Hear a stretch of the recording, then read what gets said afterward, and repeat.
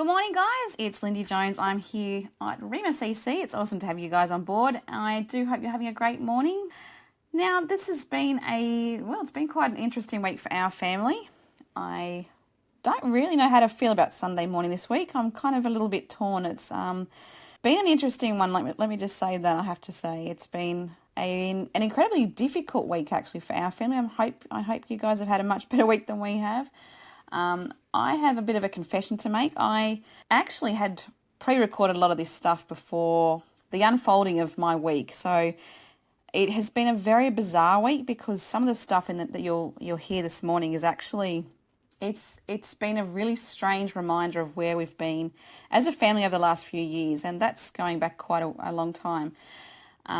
More so because I think when I look at what I recorded previously in the week, and to then put the pieces together to try and bring something for this morning, it's been a little tricky in that I can see how God has been preparing me for this week.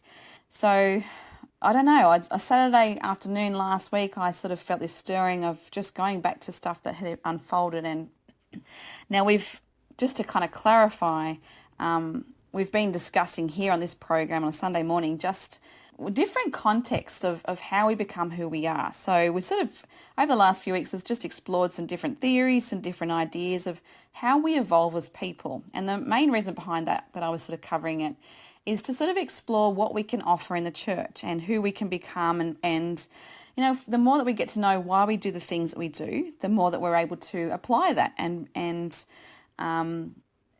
just offer that as an offering and a sacrifice, and being able to use the skills, the ability, the understanding that we have about ourselves, and try and work out how God wants us to use that in our lives. And sometimes that means looking back. So the first week we looked at birth order and just like our family of origin and how that impacts who we become. The next week we covered gender. So that was last week. We're talking about just male, female, and just how we're born to be a certain person. And in a world that tells us we should just be open to anything and everything, just being so aware of this God, this God creation of male and female and how perfect both are. And just learning, just that reminder to embrace it.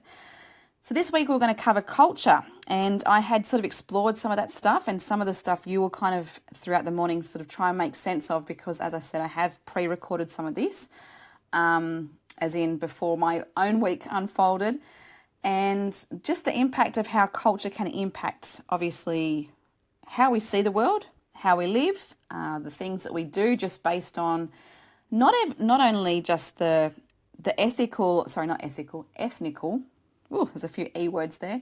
Ethnical or, is that even a word? I don't even know. My brain is absolutely fried, and I'll explain that in a sec. But anyway, just the considerations for why we emerge in the ways that we do, based on region, but also just on even workplace culture and family culture and how things are done just because of, the environments that we put ourselves in, and just the norms, and how, it's so important to change and break free of culture sometimes and just look at things the way that God wants us to see, and understand why we are doing the things that we're doing. Churches have their own mega culture. It's if you stand back and watch how things unfold, it's that question of why do we do things the way that we do? What's the mood we've set in this place? What expectations do we have of each other? That's the kind of culture that we're talking. And as I said, when I was putting this together, that's where I thought I was going. As my week has unfolded, and it's been a big one, I have realised that you'll get to a part where, if you're listening with this morning, you'll hear me talking about the power of prayer and how God has, thankfully in my life, and I'm sure in your life too, if you know God, you know that He is a God who responds to and loves in prayer. And I guess I'm just asking you to hold with me this morning and just see how God has woven through this week and guided even just the exploration of culture, how that for me this week has been a case of, there's reasons why we do the things that we do, but prayer is just so important regardless of who we become and how we become the people that we are, and just being aware of that. So it's a bit of a weaving in and weaving out this week, and I hope it's going to sort of gel and make sense. But So basically last Sunday I got a phone call at church just as we were leaving. I had just grabbed a hot chocolate, and I got a call from my daughter. I was almost didn't pick up the phone because I thought, oh my goodness, seriously, why do you need to talk to me right now? But I did answer, thankfully, and she just called and she just said, Mum, I'm on the road. And I was like, what? What are you talking about? She said, I've been in a really bad accident. I've been in an accident. To follow that, obviously, I just jumped in the car, explained to my husband. We just held each other and prayed. And this was after my husband had just preached on prayer and just the power of prayer.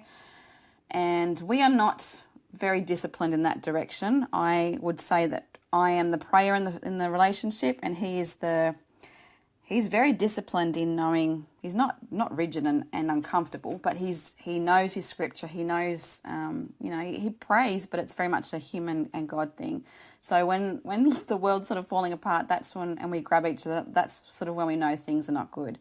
And that's a confession from a pastor's wife that, we struggle from a spiritual perspective to make sure prayer is a real part of our relationship. I would say that for me, I love prayer. I would be happy to sit and pray with anyone at any time, but not everyone is overly comfortable with prayer. So to have this follow on from our sermon on prayer and then just be like, okay, you and I, we've got to hold each other and just be in this moment.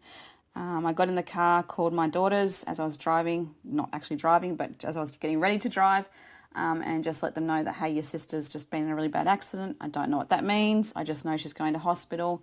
As I was moving towards the city, I knew she was going to be going, at that stage I thought, to Hornsby. Got another phone call from her boyfriend to say actually she's headed towards Royal North Shore Hospital. And unfortunately for her, we did find out that she had broken 2 vertebrae. She's broken her wrist. And this week has been filled with surgeries and let's just say a whole lot of prayer. So it's been a very interesting week for us. God has he's just poured on himself. He's through his people, through the situations we've faced. And it's just been a beautiful reminder that God is in all of it. And I think coming back to the whole concept of culture, it sort of gelled with me even more because I sat in the chapel at Royal North Shore and I just spent some time just me and God, just praying and just giving it all to him. And it's terrifying when you've got an 18-year-old daughter who you just don't know what's coming next. You've got no power, no answers. You just have to have faith that God has equipped you for this moment. And as you'll say this morning, he certainly has. There's been plenty of times in our life, and I'm sure you guys can verify the same thing. God responds. He hears our prayers. He loves us. He is not going to turn his back on us at the time that we need that peace and that comfort. And culture for me, sitting in that chapel and seeing the different faiths come through, because it's obviously interfaith. I don't actually know what the term is they put on the wall, but it's interfaith. So it's meant to be a building that's open to all sorts of faiths. And I just sat there and watched different people from different cultures embracing their different understanding of religion. And I just sat there and thought, culture does shape us, but it also solidifies why we can personally have that relationship with our Creator, our God, our Jesus. And I hope that across the globe, I hope that everywhere is touched by the God of all. And it's been a bit of a wake-up call to me this week in so many different levels and so many different ways. And so anyway, I hope that you guys are actually having a better week than what I have had. Having said that, God has had his hand on everything. And I just encourage you to stick around this morning as we explore culture and just that this God that is just, he's just in all of it. He knows all of us. He can be there through any of it and all of it. And he speaks every language and he speaks every native tongue. So stick with me this morning, guys. We're going to just play this out together. It has been a big week, but there is still plenty to celebrate because we've got a God who is in control, even in the absolute chaos. And life can be chaotic, and we've still got to just push through. Keep getting up and just remembering that He is He's got us, and we live in a crazy world, and things can be unstable. But yeah, he's a good God. Anyway, I'm going to skedaddle, and I'll see you guys back here shortly. Thanks for sticking with us here at Rhema CC. See you soon. A big welcome back to you guys. I'm Lindy Jones, your Sunday morning host, and I just want to say welcome to Sunday. If you're just emerging and rolling out of bed, I hope that I haven't ruffled too many feathers and made that introduction to Sunday, too confronting. But it is a good day to be getting up. It's a good day to sort of be embracing what is ahead. So I hope you've got something great lined up, guys. We just heard Bird's Eye View. And my daughter absolutely loves that song. She's always bopping along and singing along. And, good little voice she's got too. So it's nice to hear her in the back of the car doing her thing. Always a good thing. Anyway, this morning we're actually talking about culture. Obviously, there are so many factors to who we become. And, we are just narrowing it down. We're kind of just really skimming over the very surface level stuff. But it is kind of cool to look back and go, I wonder if there is parts of me that were sort of solidified or grew through that because of this or because of that or whatever. Now, culture is a big one. It is something that I probably would not have been interested in even thinking about, say, 15 years ago. Actually, quite accurately, about 15 years ago. Now, I want to explain something to you. My husband and I worked at Blacktown Baptist before we came up to the coast. So we've been up here for almost 9 years. And prior to that, we were down at Blacktown Baptist. Prior to that, we're in South Penrith. When we moved to Blacktown, I was very against it because I just was not interested in ministry at all. That was not my game. I was not interested, but I had married a minister. So I think there was part of me that was hoping that he would be more interested in doing the sort of criminal justice stuff that he'd been doing in the States. I think that was a little bit of me going, yeah, do that because, you do your thing, I still do my thing. No, he's more interested in the ministry, which is cool. That's who he's made to be. And again, that comes back to today. What we're talking about is I am who I am because. But for myself, I did not want to be in ministry. And I think I had always struggled with that. I was always, even down to things at school, I'd have teachers say, you should get into youth work. You should do this. And I'm like, nah, I'm good, thanks. Sure enough, God's gone, well, it's going to happen anyway. So I happened to marry someone who has always felt called to ministry. And I take my hat off to you guys out there who are in ministry. Honestly, I totally get it. And I'm talking I'm not even talking just churches. I'm talking those of you who are working in organisations, who are working in some like media that's you're trying to keep things clean and consistent with your Christian ethics. I just, absolutely take my hat off to you because it's a hard gig trying to do things right all the time. So praying for you guys, and I'm so thankful for you. Just hope you know that. But to go back to my story, my husband was called to Blacktown Baptist when he first came over from America. That was his first full-time ministry role, if you like. And I initially, this is probably one of my first experiences with the whole concept of prophecy. But I had a vision. I saw him walking. It sounds so bizarre, but I saw him walking in this. It was like this big desert field thing. I can't even explain it to you. And he was walking, and it was sort of like there was all these different leaders coming in with people following them, and they were all holding different coloured flags. And they all sort of walked in, and they sort of met, and it was almost like everyone just knew they had to stand in this sort of circle thing, and they all held their different flags with different colours. Anyway, my husband had this orange he was holding, and I was walking beside him. This orange flag, it was up as he was walking into this big, I don't know how to explain it. It was just like this big desert. I don't know. It was very strange. Anyway, it's almost like a theatre, but huge. It was kind of strange. It was literally just dirt. Anyway, I'm looking up and I'm seeing this really ugly orange. I'm like, that is the most revolting colour. Why are you carrying an orange flag? And I'm looking across, and there's all these other guys or people that are carrying different colours. I remember seeing the blues and the greens and the aquas and thinking, oh my goodness, they're the most beautiful colours, and thinking, why has he gone for the orange? He's holding an orange flag. Anyway, that was probably back in 2000, and it would have been about 2008.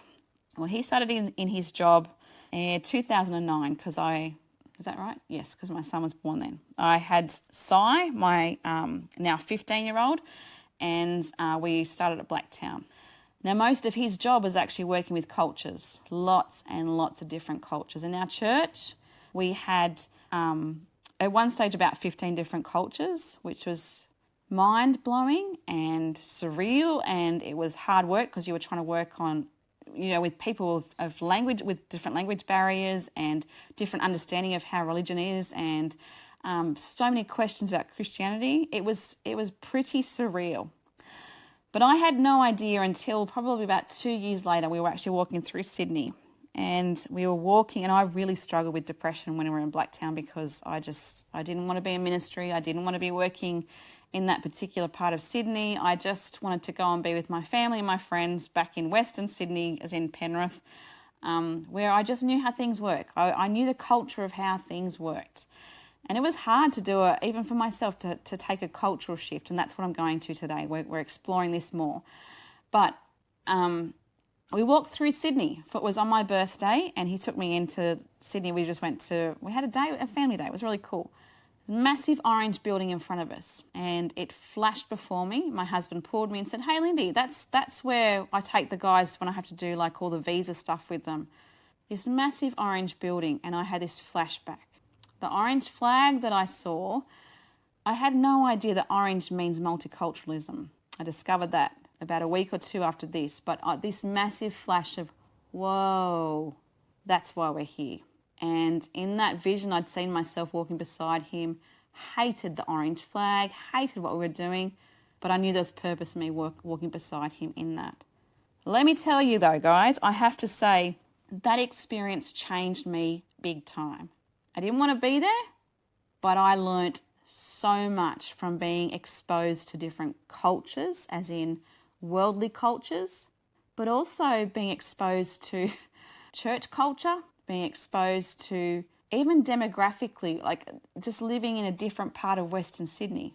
There was a cultural shift that I had to adjust to, and you guys may be facing something similar. You may be in a workplace where the culture is one thing and you are in a situation where you're going, this doesn't sit right. I'm not comfortable with this. So this is kind of where we're headed today. I'm sort of exploring the idea of what culture is and what to do with it. How do we evolve through it? How have we become who we are because of our culture? Let me leave it with this little story here. And it sounds silly, but my husband's American, I'm Australian. And coming across here, you would not think that Americans and Australians have many cultural differences. But when I'm talking about the kids eating biscuits and he's thinking, why is there an issue with the kids eating biscuits for breakfast? I'm like, well, because they're cookies. Like, why would I not? I don't want them having biscuits. I need to discover that for him, a biscuit is a scone with jam and cream, or probably just jam, actually, butter and jam. Basically, it's just a scone. So little things like that you just don't realize how much culture actually impacts. It's kind of it's humorous and it's funny, and you can laugh this stuff off, but it can actually mean you can butt heads based on culture. So let's talk about that some more shortly. I will be back after let me see, I don't know, we'll be back soonish anyway. All right, enjoy this song and I'll be back soon. That was Who Am I by Need to Breathe. And I have to say, guys, welcome back. I'm Lindy Jones, your Sunday morning host. It is an absolute delight to be doing Sunday morning with you. So thank you for allowing me to be a part of your day. What can I say? It's been a big one. It's a big few weeks, really. I don't know about you guys, but I'm still kind of just getting into the groove of things, of getting kids back to school and all that crazy stuff. I feel like I'm still a little bit chasing my tail. I had so many plans for what I wanted to do over the Christmas break, and not a lot of them evolved. I consumed a lot of that time sort of just ticking boxes, but still not enough boxes. There's still plenty to be done. But the kids are back at school, so hopefully, and actually my little man started preschool. Oh, that's so scary. He was fine. I was not. It was really, really sad. But anyway, whole other story. This morning we're actually talking about the culture. So we are talking about, it's actually coming from a concept, a bigger, deeper concept of I am who I am because. Now, the last few weeks we've covered other aspects of that, and today we're actually covering culture. Let me ask you where you're from. I don't mean Aussie, I just mean, or, from as I said before, my husband's American. I don't mean Australia, US, UK, Germany. I don't mean that sort of stuff. I mean, let's just sit in where you are at this very moment. So we are here on the Central Coast, and I would say it's probably taken me a long time to get used to the culture of coasty life. I think having lived in the Hunter, I missed it. I missed being able to just go and it's a laid back sort of way of doing things. We're pretty lucky, actually. We're pretty blessed to be in a place where life is a lot slower paced. I don't know about you guys. I don't know where you've come originally. I don't know if you've been from a Sydney or like a city type background, but my family definitely noticed a big difference in me when we moved up here, because you just sort of slow down, don't you? It is a different pace. Now that stuff itself is actually culture. I used to work in the employment services, and one of the things that we had to talk about, I did a lot of group training sort of stuff, and one of the things that we discovered or discussed together was workplace culture. What does it feel like when you walk into the building? What are the things that are around you that give you an indication of where you are? How do people talk to each other? What is the culture of the place that you're in? Now, the reason I'm sort of throwing that out there is because culture can be felt in lots and lots of different realms of your life. And you can become who you are based on what the culture of the people or the organisations or the businesses or those networks you have. You can become sort of a reflection of that. I'll give you an example, actually. My dad, when I first started doing this stuff for Rhema, when I first started doing the Sunday morning program, my dad actually came to me and he said, can I give you a backhanded compliment? And I thought, oh, great. You know how dads are. They can kind of be a little bit like, where are we going with this? And he said, I wondered how you went. You'd go with this, because I know that you can be a little bit like me, and you can sort of, you can cut corners and not speak as clearly as, is needed. And I wondered how you'd go. And he said, and I listened to you, and he said, I cannot fault what you're doing here. You're doing a really great job, which was really encouraging. But I looked at him and I said, Dad, this is the thing. I said, you get to know who your audience is. Now, I couldn't speak with clarity like I do if I was sitting in a room in places where I've worked before. It's a different ball game. It's a different way of doing things. And that is the culture of that environment. So you learn to work with who's in that world. And you learn to become who you need to be based on that. And that's what I'm sort of going with today. It's urging you guys to think about, who am I in the world? Who am I becoming? Are there things that I need to change because of the culture I'm exposing myself to?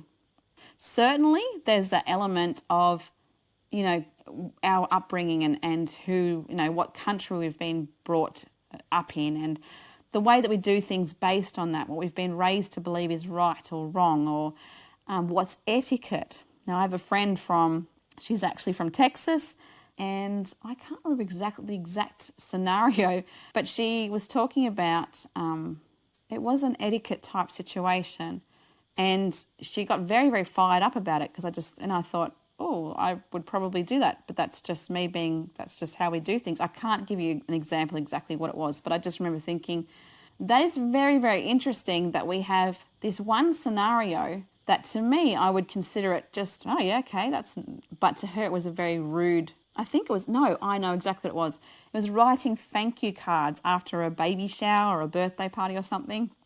Sure, it's a lovely thing to do, but I think we Aussies aren't going to be overly offended if we don't get a card to say, hey, thank you. That could be a cultural thing, that could be just a her thing, I don't know. But it was just one of those examples that I thought, oh, I would not have thought anything of that. So there's these little things that we come across over time when we're dealing with other people that we don't realise can be actually offensive to them, that can hurt them, that can be a miscommunication because we have been raised a certain way to see things as acceptable or appropriate. So I think that's kind of where we're going today, is having a look at your life, having a look at the things that, there's a few points obviously, but having a look at, how am I becoming the person that I am based on the culture of where I am today, the setting that I live in? How is my culture as in terms of nationality or as in demographics? How is that impacting me? How am I changing based on what's considered appropriate? How am I offending other people? How am I supporting other people? How am I doing things based on the culture that I carry? And Aussies are known to be pretty lazy. We're very laid back. I actually really love that. I think it's pretty fantastic that we are. But we are known to be so chill that we just kind of, whatever, how's it going? That too can cause a few problems down the track. Let's have a look at that when we come back. I will be back after you guys have been, and me, after we've been able to take a bit of time and spend some, hear some insight from Greg Laurie, and that's obviously a new beginning at 8:15. So I will see you after that, probably about 9:15ish. All right, see you guys. I'll be back soon. Well, a huge welcome back to you guys. Thank you for joining me here at Rhema CC. I am loving that it's Sunday morning, and I'm loving that I get to spend my morning with you.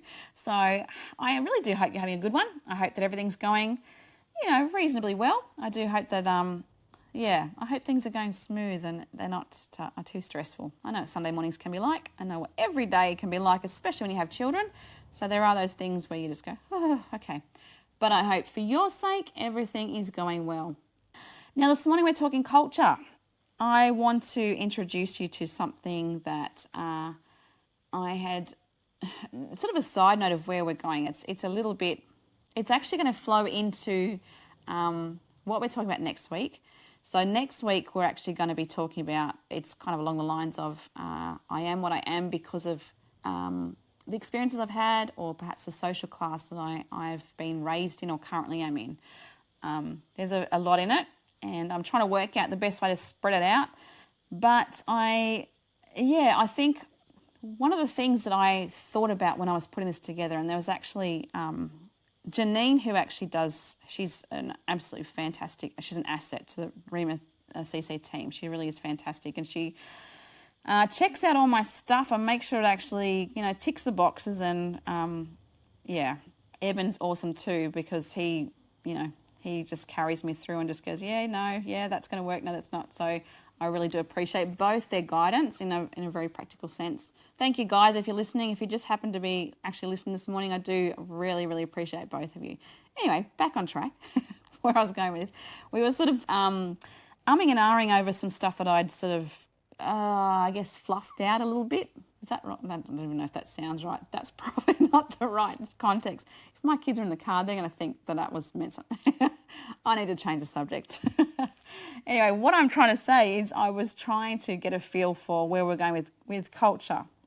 And one of the things I mentioned when I was sort of dancing around the idea initially was our experiences, obviously, with other cultures. And when we were in Blacktown, we, as I mentioned previously, in our church, we had about 15-ish other cultures. So we had great days. We had multicultural days, and, we had Persian food, and we had, I can't even think that I kind of think there's this little tiny place that they're mega persecuted by for the Christians there. I can't think of it. It's Myanmar or something. I can't think. But anyway, amazing stuff. You're just having that exposure to people that have just walked all parts of the world and just, thankfully for us, landed in this one place that we were working. And it was just such an eye-opener and such a challenge. And it taught me so much about culture.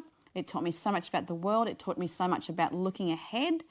It taught me so much about not silencing people, because so many of those I was dealing with, that we were working with day in and day out, had been persecuted. And they were from cultures that they were silenced. So I think for me, especially with the whole pandemic stuff, just watching this shift of people turning on each other, that really, really got me stirred up, because I just thought, I've worked with cultures who have been silenced. I refuse to silence anyone.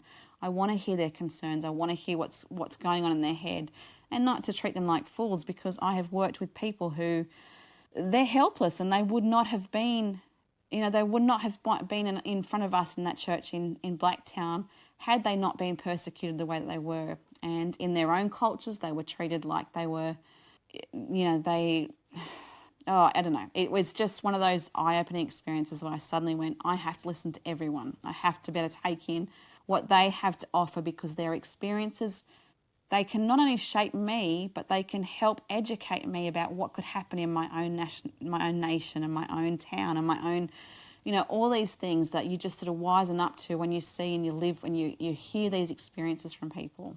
I've never been so in awe of the human strength, especially when it's coming from a strength that, spiritually, these people are just amazing. They're just, I could go on and on. But anyway, I've taken a different direction. I didn't mean to do that, but I guess I'm just going to just say that culture, it can impact how we do things from a financial level, as in we can work out what's important. So an example here that Janine and I were talking about was actually down to even clothing. So when my kids were little, some of my kids, I don't even know which ones, I can't remember. I've got too many.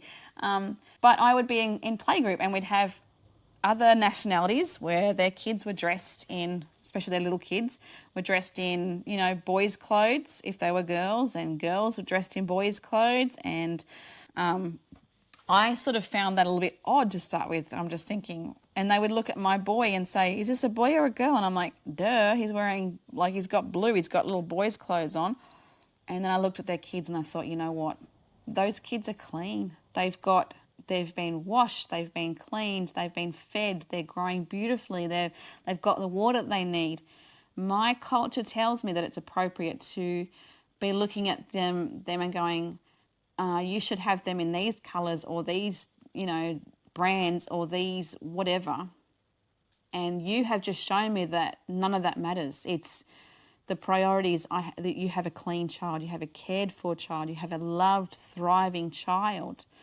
And I think culturally we have to be so mindful of how judgments can seep into how other people do things, and be aware of our own judgments. I cannot tell you how amazing some of the Sudanese families that we worked with are, the way that they care for and love and the way that they provide for each other.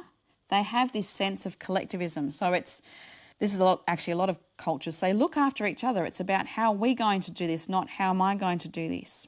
They purchase properties based on looking after each other. They have this pool of money and they put it together and say, right, we're going to get you, I'm going to put some money into this so that you can pool together and buy yourself a property. And they take turns until they've all got what they need. They look after each other. And my judgments as an Aussie girl who's just been raised here and just kind of gone, yeah, cool, this is just how we do things. I've heard comments from people, even recently actually, quite sadly, about, this is how we do things here. But who is to say that our ways of doing things are right? Our ways can be quite limiting because we think so much for ourselves.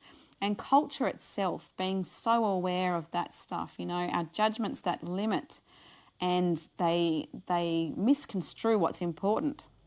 Being aware of our culture, being aware of how we do things, why we do them, they can be a game changer in dropping those barriers between our demographic or our ethnicity, as in a cultural ethnicity type barrier that we've placed up. We can start to drop those once we recognise what they are, because we often don't see it. We're just so consumed with what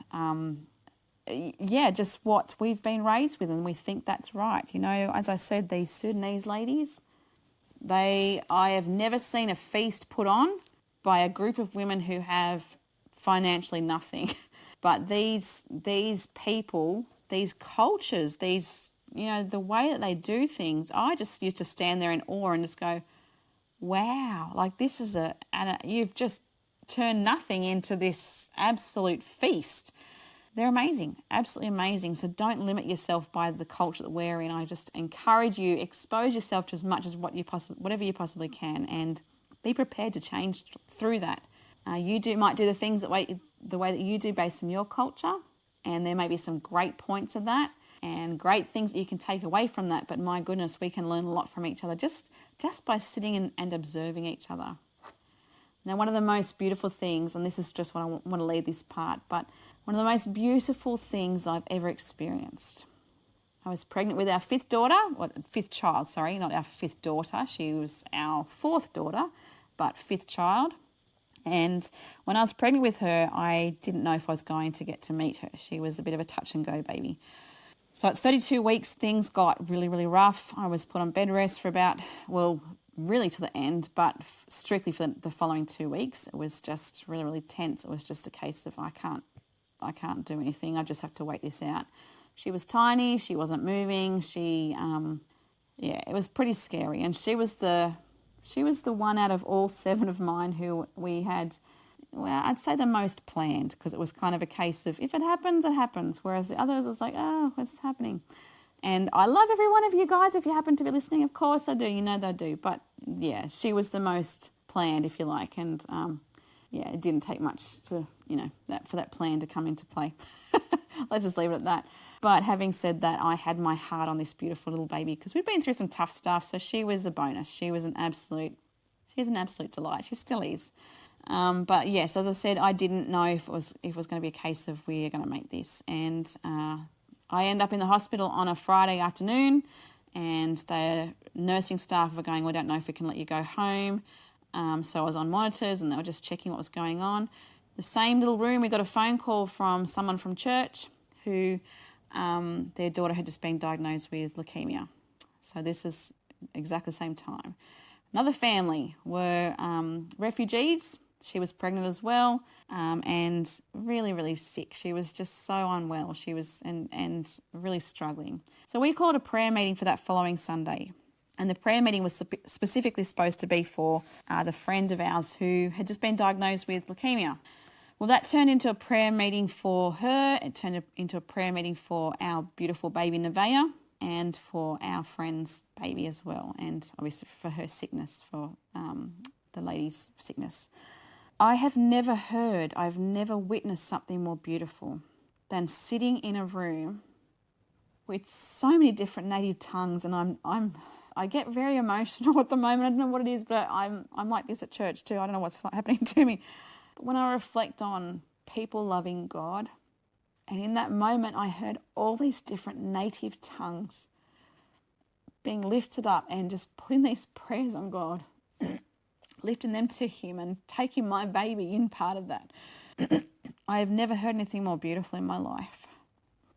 And it wasn't a spiritual thing. It wasn't like people speaking in tongues. They were speaking literally in their native tongue. And I sat there and I got it. It doesn't matter where you're from in the world. It doesn't matter what class you have. It doesn't matter. We've still got a God that loves us.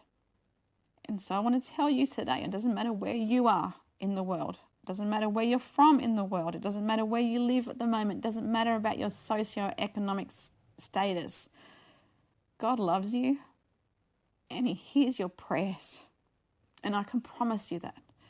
Because when I look at my 12-year-old daughter now with his big blue eyes, I have that promise that God looked after her then, and He heard the prayers of us as her parents, and He heard the prayers of those in our church community that prayed to Him in their own language, in their own ways, and their own beautiful tone, and their own way of worshipping.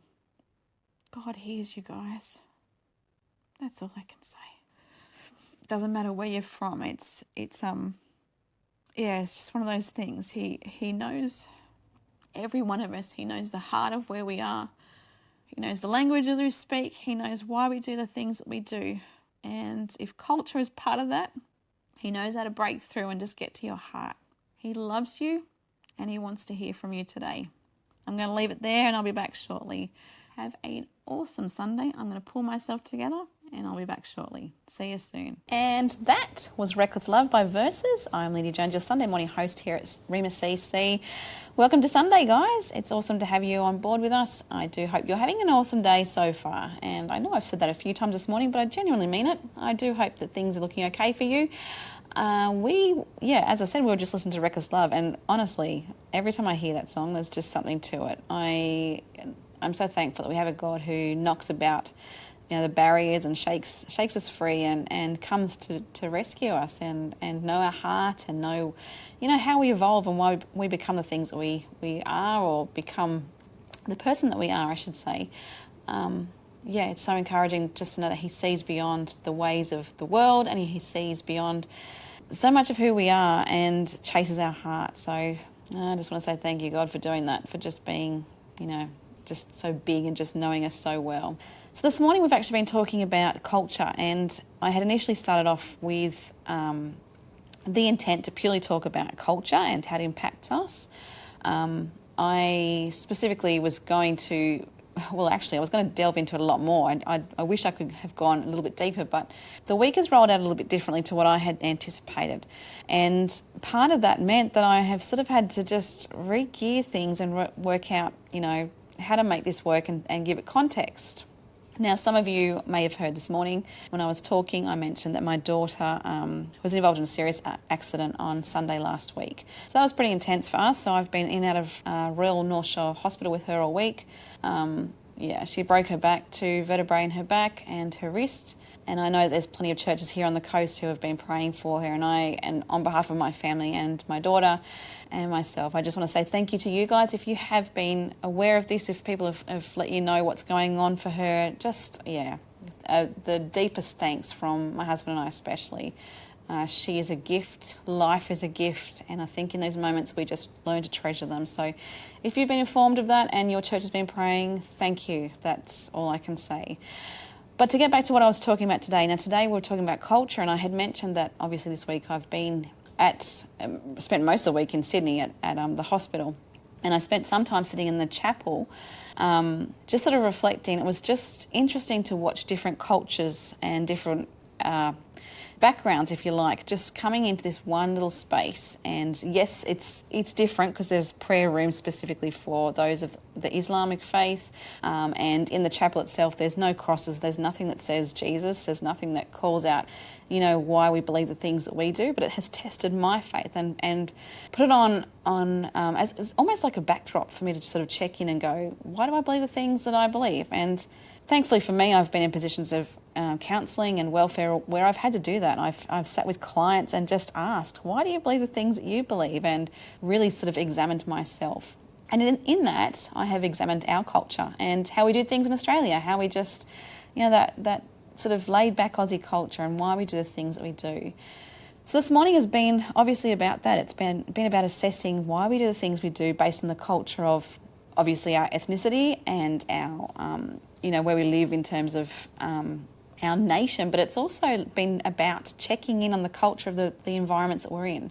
So whether that's family, whether that's workplace, whatever it happens to be, a sporting team, the culture of the places that we expose ourselves to can greatly impact who we become. So I guess today is about that. It's about checking in and really thinking about what are the messages that are pushed on us based on the things that we're involved in? What are we adopting from that? What are we taking on and starting to believe for ourselves or live out? And it's sort of nice to have that moment just to call time out and check in. So that's kind of where we were going with that. But I have been incredibly moved by how God has prepared me for this. So I mentioned in the very beginning of today, I had actually pre-recorded a few of them. Last Saturday. There was a few different things I had just put down because I just felt this overwhelming sense of God going, just put this somewhere now. And it was almost like, actually, you don't know what the week's going to hold, Lindy. You just get this, think about this now and put it down somewhere. So I did, and if you listen back later on, you'll be able to see how things kind of evolved. I reflected greatly on our role, my husband and I in particular, and the church that we were in prior to being up here.